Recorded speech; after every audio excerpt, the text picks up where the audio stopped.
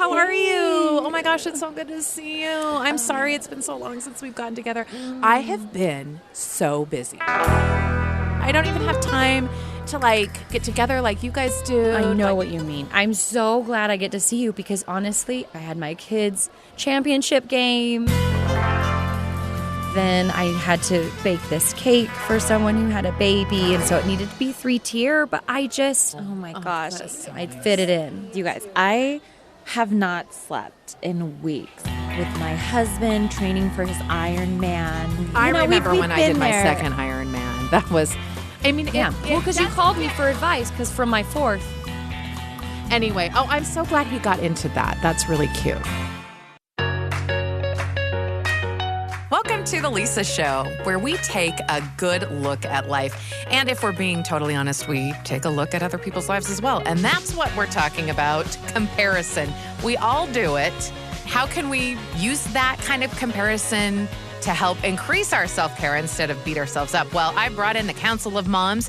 My friend Haley, she has an interesting insight on comparison that she learned on the set of a Hallmark movie. And now that I know that, I won't be able to watch Hallmark movies in the same way ever again. And do you know what you're looking for when you're scrolling mindlessly through Instagram? Well, we get to the answer on The Lisa Show.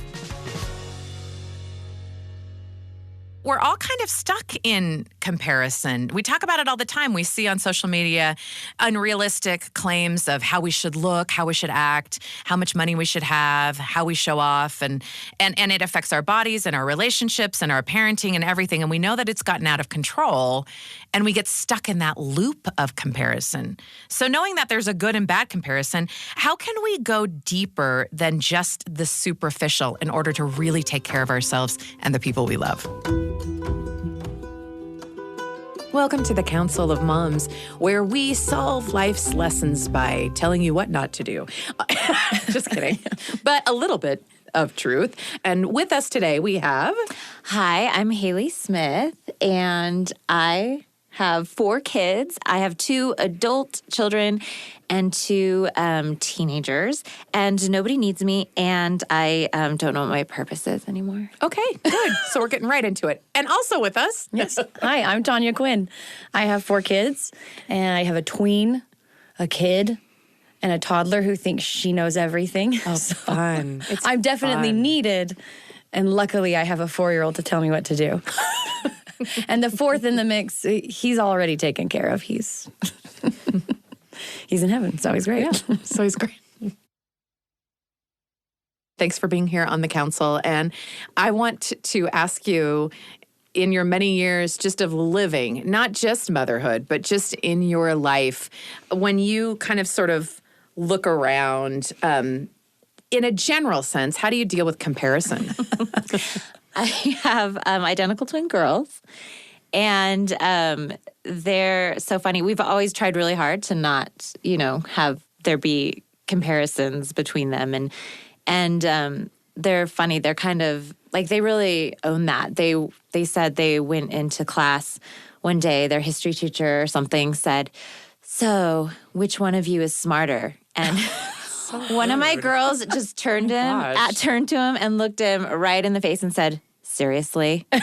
Good. Yes. And she said, and then he just got this look on his face, and he was got red, and he's like, I'm sorry. And she's like, you should be. Let's open up our textbook. Yeah, so she shut that down. Yeah. We don't do that. Yeah, good. So it's something that you're aware of in your mothering. What about with other people? When you look around at your life, how do you compare yourself to other people? First of all, what's the measure, the ruler that you're using right now?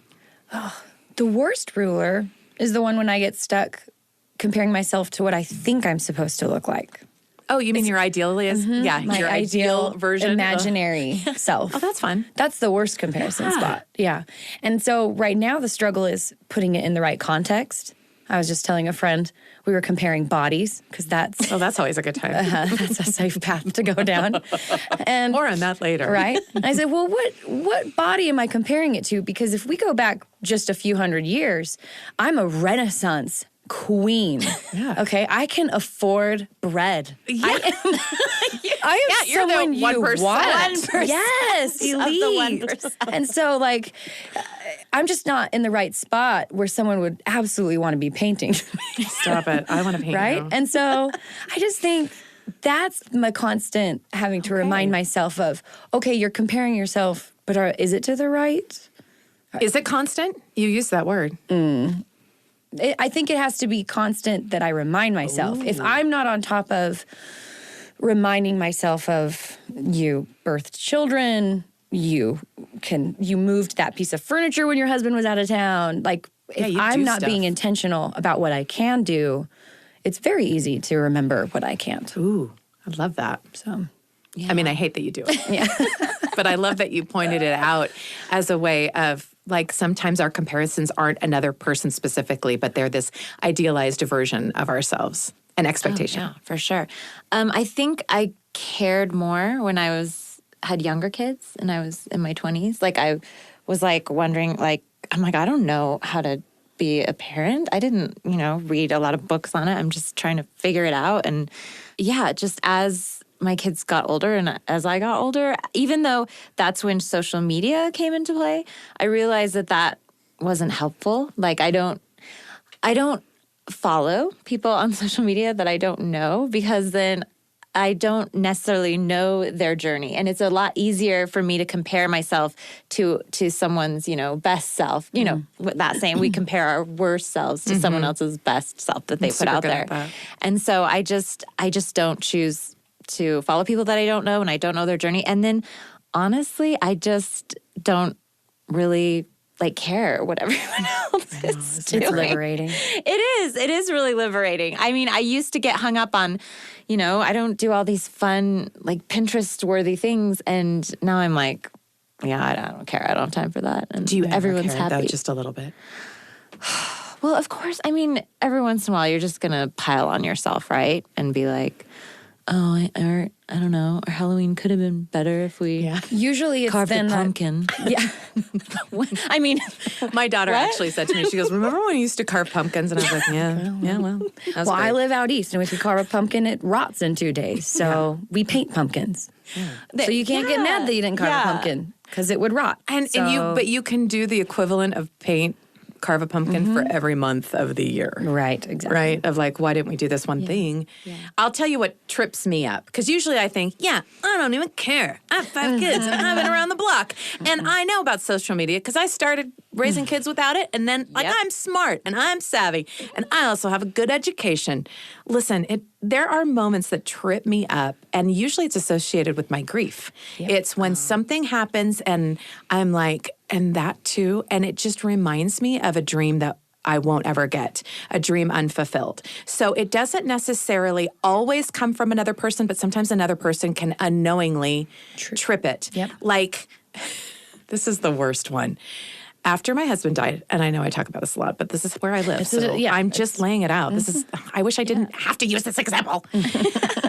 After he died, and I would go for a run because I was running away from my problems. One time I saw an old man and an old woman holding hands and on a walk. And I was so mad. How dare they? Is that awful? Yeah. I was awful. Yeah. And I was like, they don't even know. They don't even know what they get that some of us don't get. And I'll find the same thing doing sometimes with my kids and stuff like that, where I'll see someone who is just living their life and and they're not doing it to be like, look how great I am. Oh. They're just saying, look at my beautiful family. And I'll think, my family doesn't look like that.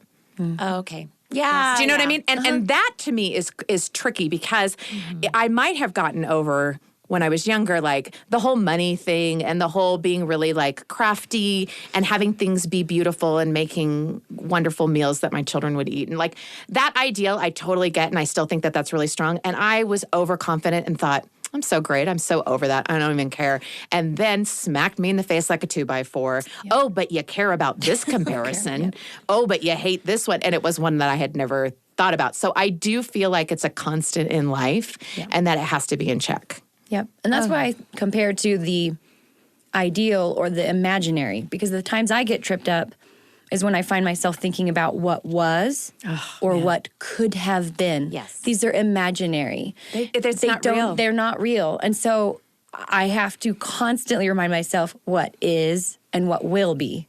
And what is, it's okay then if it's imperfect, because at least I have a solid ground I'm standing on. And I have a starting point if I wanted to change something or improve something. But How did you get there, though? a lot of crying. No, I'm Yeah. serious. One, therapy. Okay. I absolutely love therapy. But two, having to really question and say things out loud. Because we think we know our thoughts, but I will constantly now have to say things out loud. For instance, just the other day, the thing that tripped me up was someone saying something. They saw my toddler and said, "Oh, you got her?" Because we're standing near a curb in a parking lot of a church. There's no traffic. But, they're like, "Oh, do you have eyes on her?" Yeah, I do. But instantly my brain says, it's because she doesn't think you can keep your children safe. Right. Right? I mean, it goes dark. You It goes so fill in dark. the blank Saying so it out quickly. loud right now, it's just ridiculous. Of course, that's not her intention. And in the darkest moment, if for some reason that really was someone's thought, that's not me. I have no control over it. But Yeah. I often have to practice saying to my husband, "Okay, Tom, so I have to say this out loud. Good for you. And you have to tell me if it's real or not." And usually, as I say it out loud, it's, oh my goodness, I know that it's not real. That's But true. I have to call things out. That's funny. Out I had loud. a similar experience. Like my sister is the one that I'll say it out loud. She'll be like, "How you doing?" And I say, "Okay, so this is what my brain is telling me." And I say it out loud, and she'll look at me and I'll say, "I know it sounds crazy, but this is on loop." And I will tell her the phrases or the things. And it's usually like comparing like my past life with my life now, or like you said, with what somebody said. So they probably think this. And then I'll say, "Okay, I got it out." And she'll look at me and she'll go, "Okay, do you want me to tell you how stupid that is? Or do you want me Do you want to say it or do you want me to say it? Because she doesn't know. And I go, "I just needed to have it out with another person to witness it." So maybe there is something about just talking about it and not just like letting it ruminate. Yeah. Shame, fear, all those things live in the dark. Yeah. And so when I can call it out, it instantly loses its power. You have no power over me. I'm an 80s baby. I can quote Labyrinth to you all day long. It's Wonderful. Yeah. We do learn our best life lessons through pop culture. Yeah. And for the record, I know that woman was probably just It doesn't matter. being a friendly mom with me. Like, Oh, yeah. you know what I mean? That's And not, also, I realize, because so many people have said so many stupid things to me, how many stupid things I've said. oh, yes. So I always go, "Ooh, good one, Lisa." Like, we just talk, and sometimes we think about it, and sometimes we don't. Yep. And it can cause and trip up like kind of an overabundance of comparison and insecurities and things like that, and it cannot. Do you think that comparing like your situation, or whether that's your life, your job, how you're living, how you do your grocery shopping, I mean anything, do you think that it can have that kind of comparison can have benefits for how well you take care of yourself? Ever? Yes. I always have you on a pedestal. I always think, Stop, take me right off there. it's staying I'm just right tap there. dancing, Yeah. going. I love seeing hope of people, right? That that your children are older, you have kids in college. I look at Haley, I look at Lisa, and I look at these kids. They're making their way in life, and like I still have some that are like deciding if they want to use the toilet or not. Like we're still Right. in some of those, but I use it as hope. That I think, okay, we're gonna get there. We're gonna keep going along. It's gonna be fine. And so there's time still. Yeah, I think that if it is inspiring, I think sometimes looking around, I've gotten some of my best like life hacks or inspiration from just like sort of looking to side. Well, how does she do that? Well, what does she do? And so I think that there can be good ways to compare that actually help you better take care of yourself and your loved ones, for sure.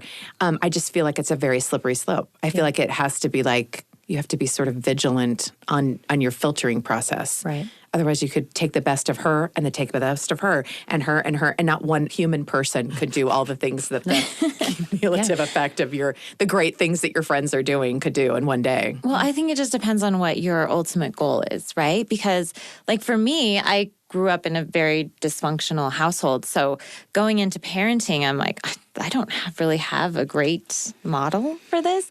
And so for me, it was like everything to kind of observe, other people. And I'm an actress, so I'm always observing people anyway. And, Right. and I would watch other people, like how they talked to their kids and what they did. And I would steal things. And I'm like, wow, this really does work. It turns out like screaming at your children doesn't produce good results. And speaking to them very kindly and lovingly does yield great things. And so the more you practice it, and so those kinds of things that I, it wasn't necessarily a comparison. I just feel like, the best, sometimes imitation is the best Form of flattery. And so I learned a lot from that, actually. And now I feel like it's a skill that I have used for so long that it's not like practice anymore. It's just like second nature. And I'm not being like, oh, you guys, I'm so good at this. No, but isn't it so great when you surround yourself with friends who are like encouraging you to bring out the very best in you? Yes. Like that is the biggest life hack. That is the biggest parenting key. Right? Surround Other people who are yourself. surrounding, who are in it with you, who are cheerleaders for your kids and for their own kids. Yes. And so if you're coming at the comparison from a positive place, then it's always a good comparison. It's just when you come at it from a negative, like, oh, I wish I could be like her, but I could never do that. Instead of being like, oh, that's so great. She has so much success with I'm that. happy for her. I'm so happy for her, and I'm gonna try that. And and I think, because I've played that game with my situation before. I love sci-fi, so you're talking about earlier. I've sat there before and seen like the alternate universe of my life. If everyone in my life had done these things differently that I wanted them to do, and I was the grand puppet master. But of course, that's not how it works. And it's just not helpful to go down that path. And so It's actually like a recipe to make me miserable. Exactly. I've lived in that. Well, in my real life, this is what's happening and this is what I'm doing today. But in this life, I'm doing this. And that no joy, no happiness, only misery comes from that. That's hard Because pill you to also swallow. don't get to say in that imaginary world what other struggles you'd have as well. No, So because everything's perfect. Everything's perfect in it. Yeah. Yeah, it's not real. But you used really good key words. I think it's really good when you're noticing words like I wish or I could, like just feathery words.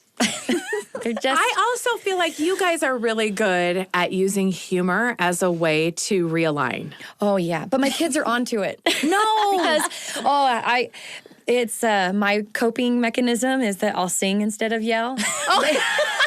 And they hear plenty of the yelling. Oh, please give me an example. I'm very good at apologizing. I'm very good at modeling what it's like to apologize. Good job. Hey, I lost It my counts. cool there. This is what apologizing looks like. But yes, my kids absolutely, when they hear me say, you were supposed to empty the dishwasher, not run away. They're like, oh no, mom's singing again. So Every So time then- they go see a musical, yes, they my just like dream start was to sweating. live a musical, and gosh dang it, I'm going to. If it's So then Sweeney what- Todd, it's still a musical. So then what happens? Do they dance in and empty the dishwasher? They say, I'll do it, just stop singing. Which is always something that, And the top- my kids say that to me many times. Stop singing, whatever you Yes. want, just and stop. the 4-year-old teenager says, Mom, just me sing. Like, fine. I think one of the reasons we're drawn to comparison is what John Gottman in his research will say are bids. He has done a lot of research on couples and brought them into the sort of observation facilities and observed their home life and tried to decide like what made the difference between relationship masters and relationship disasters. And the long and short of it, and you really should look this up, take a little bit of a deeper dive. But my point in this comparison is that healthy couples constantly make and accept bids to connect. Always, all day long. And I think in all relationships, we do this. In friendships, with neighbors, coworkers, with all the people that we interact with every day, we're making bids. And according to John Gottman and that research, you can choose to respond to a bid in 3 ways. Number 1, you can turn towards or acknowledge the bid. Number 2, you can turn away or ignore and miss the bid. Or number 3, you can turn against or reject it by arguing or belittling the other person. So why does all this matter, and what does it have to do with comparison? Well, our ability to move closer to people, to connect, creates foundations of trust where we really feel seen and heard. And that's an emotional connection. And we all need emotional connections. It's natural and normal to make these bids. How am I doing? Do you see me? Can I see you? That kind of stuff. We subconsciously keep track of every rejection and we internalize it. We become frustrated when we don't do that. And I think a lot of times, especially with social media, we are making bids to connect, we think, on social media. When we look at someone else, we're making bids with our comments, with our likes. We're asking for it when we post something, when we crave likes or comments. All of those kinds of things are bids. And what we are really asking for is connection here. And so sometimes that kind of comparison on how we doing and how are they doing affects how we see ourselves.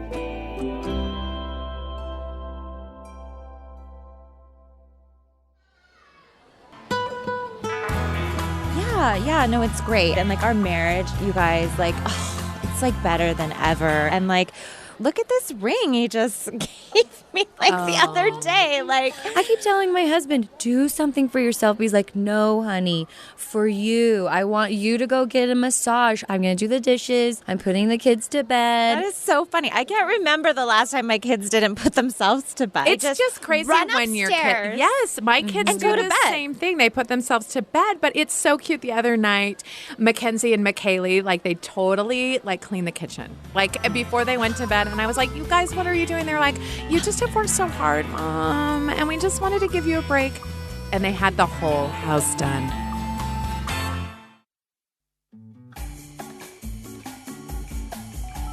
My impulse when I go on social media is to compare myself to other people. I just know that that's how my brain works. I look and I say, well, what does their family look like? Well, what does their house look like? Well, what are they doing for the holidays? What happens for this? And I know that I do that, and that's my responsibility. I always say, like, you're bringing that to them. They're not saying, oh, I'm better than you. You're inferring that. So there was one person that I follow on social media. I don't have her permission to say who it is, although I probably could, and she wouldn't care. But I saw her posting, and it doesn't matter, right? Like, it's just somebody that you post on that is just like cooler than me. And of course, and like dresses really great. And her kids just seem magical and whimsical all the time and well-behaved. And her house is the coolest, and she lives in the coolest place, and she has the greatest, coolest career and the best marriage and all the things. And I just had followed her and realized that I was comparing myself to her of like, well, yeah, the reason why I don't do that is because this, and I don't have time for that, or, you know, whatever. And I just thought, she's not bringing this. She's just bringing joy of the good things in her life and trying to put good out there. So I actually had the opportunity to meet her one time, and I went up to her because I'm an extrovert, right? And I can't believe I did this. I'm actually really embarrassed that I did this, but sort of glad I did. But I went up to her and I was like, I know you get a lot of people coming up, but like, I actually really like you. I actually like your music. And I started singing one of her songs, and she started singing harmony with me on it. And that is sort of I know it sounds so dumb now that I'm saying it out loud. I'm like, why did I do that? Why do I have the impulse to do that? I don't know. I did it. And fast forward, we're actually friends in real life. Do we get together all the time? No. But do we see each other every once in a while and have real conversations about our real life? Yeah, we do. And that doesn't always happen. And I realized that this is a extreme example and how funny it is. But it's almost like I had to prove to myself, like, yeah, she's cool, but she's also like a real person. And this is in your head, Lisa. So like, just take a step back and, you know, check yourself.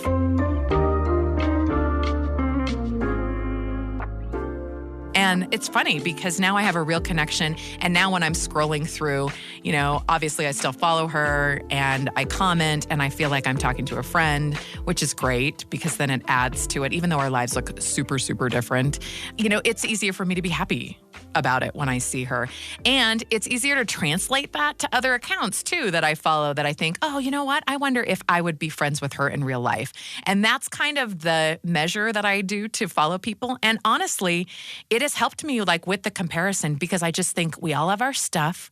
We're all going through different things. We can be happy for each other's successes, right?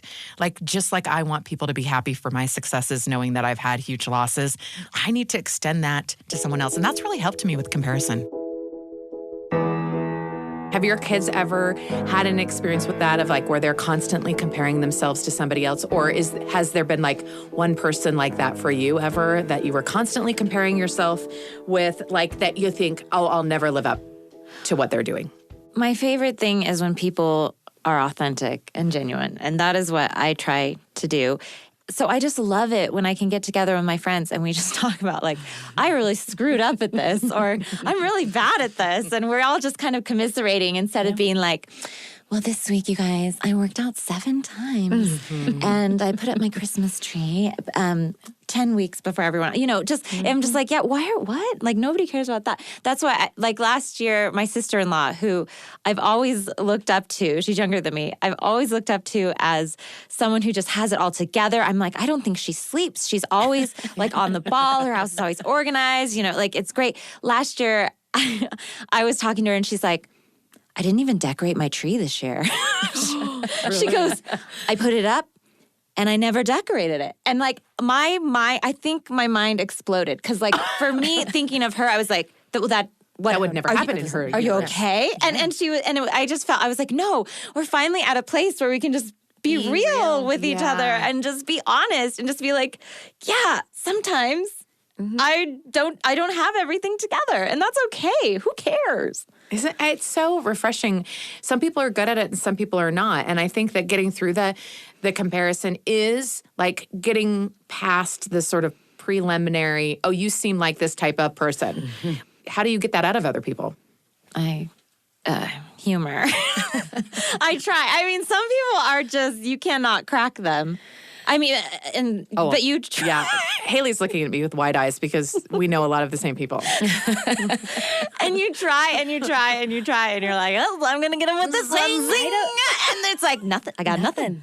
It's a tough crowd. Sometimes you've said to me, Lisa, I'm going to get her tonight. You just watch. I'm going to do it. Show me an imperfection. Like we're going to crack the code in a moment of vulnerability. I don't do it on purpose, but I mess up so many times in my life that I'm just really good at making everyone feel comfortable because I'm like, listen, here's where I'm starting. You're winning, guys. We just had this giant. You're ahead. Oh, we had this giant event put on for the women in our community, and I was so excited to see everybody. And I'm a caterer. Yeah. And this is our worst nightmare as a caterer. Oh, no. We ran out of food. Oh, no. It was this nightmare to me. Yeah. But also, it was this incredible thing because it was that more people came than we thought. Yeah. It's good, but it's bad. I had to get right on the mic and say, I'm so happy you're all here. We have the best problem. More of you came. We don't have enough food. We sent someone out. Of course, we got more food. Of course, nobody left hungry. Or guess what? They could go to McDonald's after. Yeah. It's fine. Yeah. They all are grown women. Okay. They know how to eat. But I think the fact that I'm trying to just be myself and that because I mess up so often, there's no hiding it. No, I love it. I love that you that's my owned favorite it. Give you permission to just be yourself with me, hopefully. I do try to give like clear social cues from the first time that I meet somebody of like, I don't care about things that you might think I should care about. Like, I care about this moment right here and now. Tell me about you, yourself. Like, how are you doing today? I'm not social climbing in this moment. I'm not going to ask you to do anything. I mean, I might ask you to be on the Council of Moms at some point, but I thought we were going to lunch. Yeah, I know. Well, that's later. It's later. Be patient. I'm a grown woman. I'll find my bread. I can afford bread. We can go to McDonald's later. I'm a Renaissance lady. I can afford bread. Tanya, aren't you going to make us all catered lunch? Yeah, you just said you were a caterer. Yep. No, but I just like to sort of lay it out. And I think of like, I don't care. Like, I don't care how many followers you have. I don't, like, are your kids in prison? Like, we can talk about that. I don't, it doesn't mean that I don't think that you're a bad mom. Like, this is life. Like, I'm in it. Let's roll up our sleeves. What do you got? Yes. Who are you? What, You know, kind of thing. what's going on with your life? How can I help you? You have it on your office wall. the thief of Comparison is the thief Is of the joy. thief of joy. And vulnerability is a great comparison killer. Sometimes life forces you to it. Yeah. Like when everything goes wrong, and I've been in those moments, and you just tell people, like, this is what my life looks like now. And then they laugh, like, that's ridiculous. And you go, Yeah. yeah, well, what are you going to do? You laughed. There you laughed. Reality. That's my reality. And I have said that out loud, and they're like, I know, I'm sorry. It just sounds so horrible. And then you're like, that is my life. That's where I'm meeting you. Like, these bad things happened to me. I have accepted this reality for most of the Most of the my time. day. Maybe 20 minutes a day, I let myself go. Now in my alternate reality. Nope, just kidding. Snap out of it. snap back. And like, so now what? Because I think we can all relate to those moments where you go to friends, you go to any sort of like social bid you're making for anyone, any connection is like, let us make this existence more enjoyable for each other in some way. It's making things multidimensional because there's multiple sides to everything. And so even if it's as flat as a coin, there's always another side to the coin. And so often if I'm in a loop about my weakness, I have to think, well, what's the other side of that coin? So I'm a procrastinator. Great. I'm really good last minute. When you tell me we have a problem, we have to solve it right now, we do not have time to plan, we have to jump in, I'm like golden. That's when you get me at my best. But if you tell me we have 4 weeks to plan this, I'm like, okay, talk to me in 3.5 weeks. I'm the same way. I am 4 weeks. We only have 4 weeks. I'll make a spreadsheet. Okay, All right. yeah. And that's why it takes This all is of why us. everyone has different gifts. This is why we all have gifts. We have Lisa to make the spreadsheet, and then I'll come in 3.5 weeks Color later. coded. I will show up the day of, and I will be fun, and I will be on. And you will That's put, what. yes. And you'll bring me Diet Coke. For sure. Yeah. Yeah. I love that you said, like, look at it from all sides, make it three-dimensional, because I think that's the problem. We just look at people as two-dimensional, What's just facing one you. side. And so one time I did this Hallmark movie, and I had never done a Hallmark movie before, and I played like a best friend. And I guess I hadn't watched a lot of Hallmark movies. I know I'm in the minority, but I didn't really get like what I was doing with my character in the film. And then finally the director was You like, were being too interesting. we're just focused on the lead person. Like, you don't, all you do, everything's about her. And I was like, now I get it. I am a two-dimensional Yes. person that has no problems or thoughts or feelings. I just am there. not I following your story. exist. Yeah. It's exactly why we want to put on Hallmark sometimes. Yes, Because exactly. it's not Yeah, that knocking you don't have Hallmark. problems. No, I'm we not. love, yeah. No, it's pure Sometimes escapism. you need Yeah. the two-dimensional Things make because sense. life is three-dimensional. Yes, exactly. But I think sometimes we will look at people on social media or look at someone in our community, and we will not look at all sides of them. We forget that they're a three-dimensional person, and we're just seeing them as that Hallmark character. And like, it's like, oh, it must be nice to live in your Hallmark world. Well, that's just not true. You're like, I don't live in a real Hallmark life. world. Yeah, it's not true in real life. Everybody has something, and you just have to. Either if you can't crack them with your jokes, then you just have to give them the benefit of the doubt and go, oh, I'm sure she just, I'm sure there's something. Everybody's got I'm something. sure there's, I don't know. She doesn't clean the bottom of her toilet. I don't know. And I There's love that you've gotten to the Totally. point in life where you're saying you don't care. And I think I have to still remind myself of it's not about me. Like, it's usually not about you. If someone says something or sometimes it's just unintentional. They have no idea what they're saying. And B, People get nervous and they say stuff. They're That's thinking what I say about to my their head all own the time. life and their own problems. Yeah. They are not thinking about. I'm not. I'm still a people pleaser though, Tanya. Yes. So I'm still working on that. Like I've kind of been able to let go of like, I don't care what everybody else is doing. I know what's best for my kids, whatever. Right. But I'll still still, want them to fall be into that trap of happy. like, I don't want them to like me. But that's for another time. That's for another show. Yeah.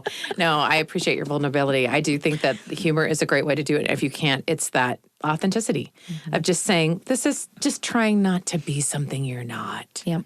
Takes a lot of self-acceptance. Well, before I came here, I went to visit the grave of my child, right? And it was funny because then a little toddler friend asked, so are you going to cry? You betcha. Of course course I'm going to cry. She's like, what kind of cry? I said, well, I'm going to cry happy. I'm going to cry sad. I'll cry funny. She said, have you ever had a hair cry? I was like, yeah, we've probably all had a hair cry. A hair cry? Yeah, I don't know. Like where you But I'm sure I've had it. I mean, Yeah, no, I I've know. gone through every length of hair. The mornings I wake up and I look like Kramer because it's curly and it's just like up. So it's just like, this is a Kramer day. And I tell my husband and he says, nope, it looks the same. So every day I look like Kramer? Is that what you're telling me? But I That's a love hair that cry. she But asked you yeah, that. Wouldn't you what just love kind your of cry? friend? Like if I said, Tanya, Yes. are you going to have a cry? Are you Like, going to yeah. have a hair? I'm What gonna kind have of a cry? good- I'm gonna have a good hair cry. Lisa, what Yeah. kind of cry did you have? I'm gonna have the cry where I can cry and keep my eye makeup on. Yes. I know how to manipulate my tears. Yes. You guys, I don't think I've ever told I've anyone. learned. I know how to manipulate my tears and be able to get them out of my eyes onto a tissue and still keep my mascara on. Oh, well, and I feel like It's a skill. it's a Every specific skill takes practice. now I have to does. learn that. Now I'm comparing myself to Lisa Valentine learn how to Clark because I cry, don't you know how to. just gotta put in the 10,000 hours, like can't do Malcolm it. Gladwell says of crying, Yep. and then you'll be an expert like Mean Tanya. You're a true outlier. Yep. See, you get it. This is all my life, Yeah. and it's all part of the complete package. Yep. And everybody loves the rainbow. I mean, it is no coincidence that the rainbow is an image across all groups Yeah, it's of so hope. great. And it's because science, right, teaches us that you have to have rain and light for a rainbow to exist. You cannot just have a happy thing or just rain. You have to have both. And so it doesn't help when I try to say, okay, I'm going to compartmentalize. I'm going to have my grief later and my happiness now. Now I I'm realized, done I was with like, one. no, I'm just going to have it both.